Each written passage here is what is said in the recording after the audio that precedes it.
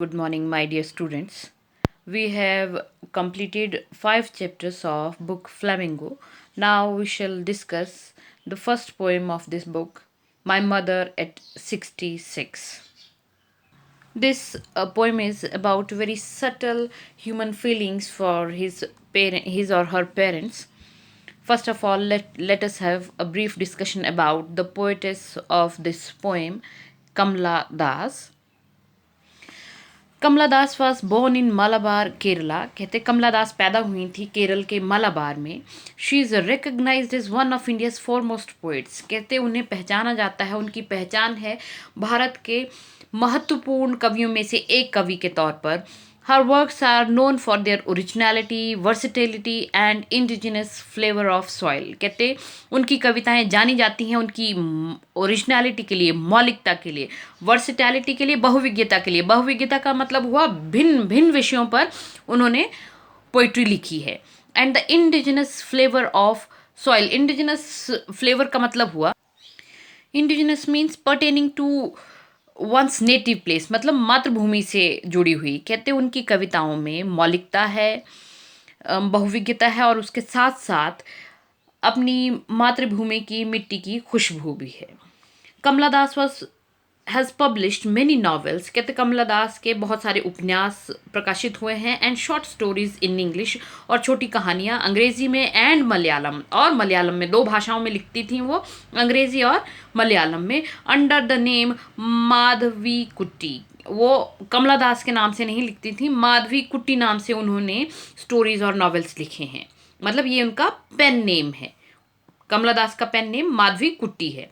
Some of her works in English include the novel Alphabet of Lust, a collection of short stories, Padmavati, The Harlot and other stories। कहते ये कुछ एक किताबें हैं उनकी बताई हुई, जिसमें शामिल है नॉवेल है उनका अल्फाबेट ऑफ लस्ट, और छोटी कहानियों का संग्रह है Padmavati, the harlot and other stories. In addition साथ 5 बुक्स ऑफ पोइट्री। कहते इसके साथ उन्होंने 5 बुक्स जो हैं वो पोइट्री के ऊपर भी लिखी हैं। उसके अलावा ये 2 उनके, एक नॉवेल है और दूसरा शॉर्ट स्टोरी कलेक्शन है। शी इज़ अ सेंसिटिव संवेदनशील। She is a sensitive writer who captures, capture करना, पकड़ना, द कम्प्लेक्स जटिल, सटिलिटीज सूक्ष्मताएं of human relationships in lyrical idiom, idiom कहावत। My mother at 66 is an example. कहते कमला दास एक बहुत ही संवेदनशील लेखिका है जो मानवीय संबंधों की जटिल सूक्ष्मताओं को भी बहुत खूबसूरती से पकड़ लेती हैं और उभारती हैं। और ये जो आपके सामने पोएम है माय मदर एट 66, वो उसका उदाहरण है। एक चीज़ जो यहाँ मेंशन नहीं की गई है वो ये है कि एक इंडियन औरत होते हुए भी, एक भारतीय स्त्री होते हुए भी, कमला दास अपनी पोइट्री में, अपनी फीलिंग्स के एक्सप्रेशन में बहुत ही बोल्ड रही हैं। कई दफ़ा उनका क्रिटिसिज्म भी हुआ है उनकी बोल्डनेस के लिए, लेकिन एक भारतीय सोसाइटी की औरत होकर के इतने बोल्ड होना कमेंडेबल बात है। चलिए शुरू करते हैं poem. Driving from my parents home to Cochin last Friday. कहते पिछले शुक्रवार को, driving from my parents home, अपने पेरेंट्स के घर से ड्राइव करते हुए, टू कोचीन, कोचीन जा रही थी मैं, मॉर्निंग। अच्छा, कहते पिछले फ्राइडे, पिछले शुक्रवार की सुबह को मैं अपने पेरेंट्स के घर से ड्राइव करते हुए कोचीन जा रही थी। आई सॉ माई मदर, मैंने अपनी मदर को देखा। बिसाइड, बिसाइड होता है के साथ, मी। कहते मैंने अपनी मदर को देखा जो मेरे साथ ही बैठी हुई थी। डॉज, डॉज करना होता है झपकी आ जाना, नैप आ जाना। ओपन माउथ, और गहरी नींद होगी इसलिए उनका मुंह जो है वो नींद में खुल गया है। कहते वहाँ जाते हुए गाड़ी में मैंने अपनी मदर को अपने साथ बैठे हुए देखा जिन्हें नींद आ गई थी और उनका मुंह जो था वो थोड़ा सा खुला हुआ था।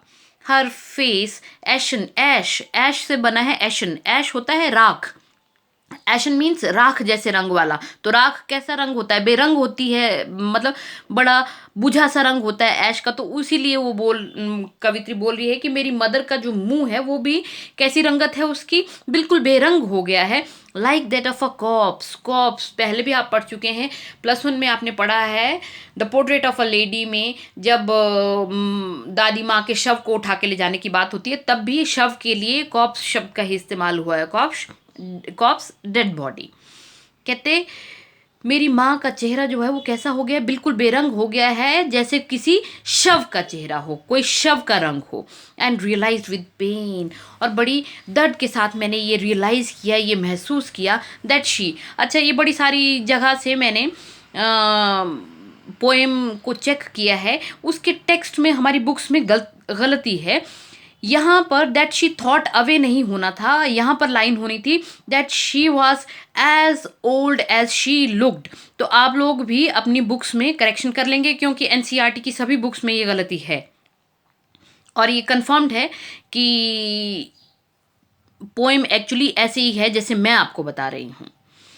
एंड रियलाइज विद पेन, और बड़ी दर्द के साथ मैंने रियलाइज किया that she was as old as she looked, कि वाकई में मेरी माँ जैसी दिख रही हैं उतनी ही बूढ़ी वो हो गई हैं। दैट मीन्स जितनी मिजरेबल, जितनी कमज़ोर, जितनी बेरंग वो दिख रही हैं, वो वाकई में उतनी बूढ़ी हो गई हैं। ये थॉट पेनफुल क्यों है? क्योंकि अब बूढ़ा व्यक्ति है तो ये बड़ी स्वाभाविक बात है कि हम मान करके चलते हैं कि ओल्ड एज के कारण आदमी मरता ही है। तो पोएटेस को लग रहा है कि वो इतनी बूढ़ी हो गई हैं जैसी वो दिखाई दे रही हैं, तो हो सकता है वो बड़ी जल्दी अपनी माँ को खो दे, उसकी माँ मर जाए। कहते इसलिए बड़ी पेन के साथ मैंने महसूस किया कि मेरी माँ जितनी बूढ़ी दिखाई देती हैं उतनी बूढ़ी वो वाकई में हो गई हैं। बट सून, लेकिन जल्दी ही, पुट दैट थॉट अवे, मैंने उस विचार को अपने दिमाग से बाहर कर दिया। एंड अब बाहर करने के लिए, ध्यान भटकाने के लिए कोई चीज़ चाहिए तो है, तो एंड लुक्ड आउट, और बाहर देखना शुरू कर दिया eight young trees sprinting, sprint करते हुए, स्प्रिंट करने का मतलब होता है छोटी रेस, मतलब और तेज, छोटी दौड़ दौड़ना लेकिन तेज दौड़ना, उसको स्प्रिंटिंग कहते हैं। कहते हैं मैंने जब बाहर देखा तो छोटे छोटे पेड़ पौधे जो थे वो स्प्रिंट कर रहे थे, दौड़ रहे थे। द मैरी, मैरी खुशी से भरे हुए।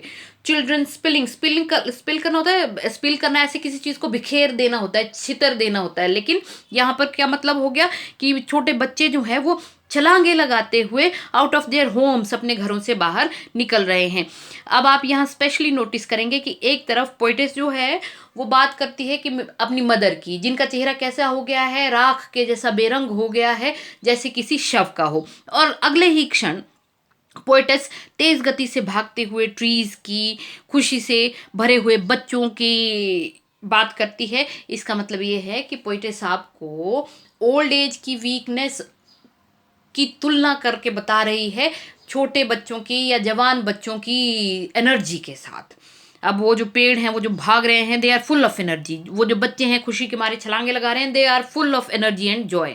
जबकि उससे उल्टा क्या है, पोएटेस की मदर कैसी हो गई हैं, बिल्कुल बेरंग हो गई हैं, और उनका चेहरे का रंग भी कैसा हो गया है, बिल्कुल फीका पड़ गया है।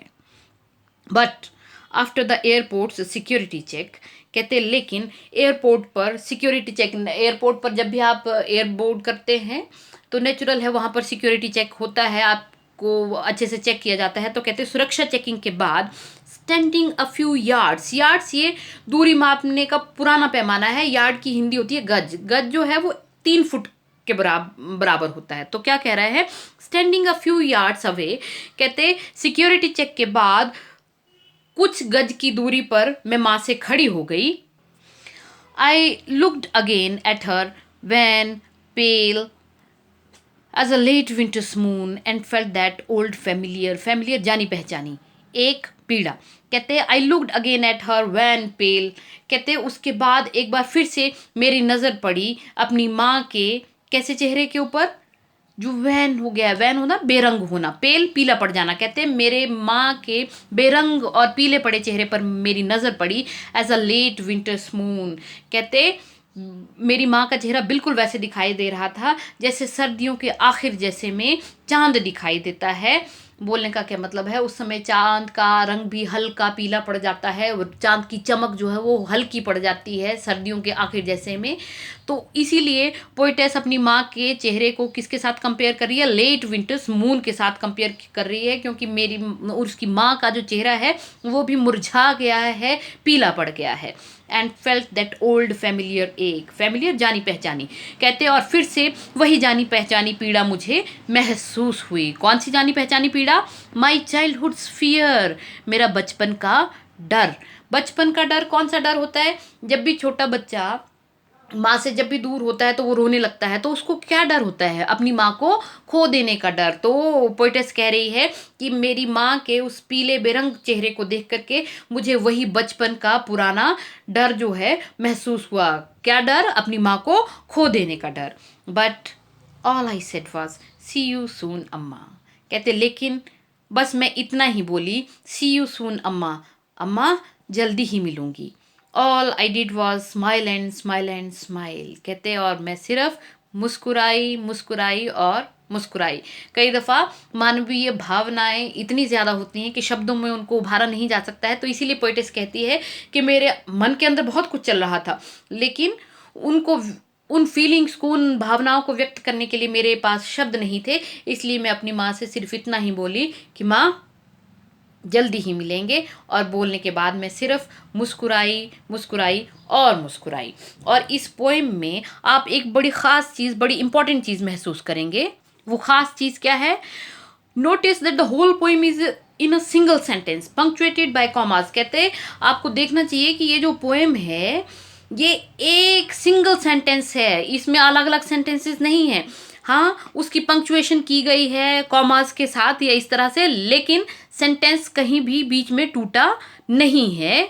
इसका अर्थ ये हुआ कि पोइटेस के दिमाग में वो जो थ्रेड ऑफ थॉट है, थ्रेड ऑफ थॉट का मतलब हुआ वो जो विचार है, वो एक ही विचार लगातार चलता रहा है। कौन सा विचार? माँ के ओल्ड एज होने का और बड़ी जल्दी माँ की मौत हो जाने का वो जो डर है, वही विचार लगातार पोइटेस के दिमाग में चलता रहा है। इसीलिए इस पोइटिक डिवाइस का पोइटेस ने इस्तेमाल किया है कि एक ही सेंटेंस में पूरी की पूरी पोएम लिखी है और अपनी फीलिंग्स को एक्सप्रेस किया है, उस डर को एक्सप्रेस किया है कि किस तरह से वो डर रही है अपनी माँ को खो देने से। ये आप लोगों के सिलेबस की पहली पोएम थी, बेहद इंटरेस्टिंग और बहुत ही ईजी पोएम है। आई होप आप लोगों को समझ आई होगी।